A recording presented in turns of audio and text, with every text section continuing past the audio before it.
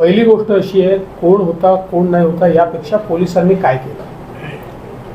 पोलिसांनी FIR किती वाजता केला त्याचा टायमिंग आहे. FIR मध्ये पोलिसांनी 304 लावलेला आहे. 304A लावला असता तर त्यांना सुटण्याचे सगळे चान्सेस होते. 304 काही नंतर लावलेला नाही, in the first FIR itself.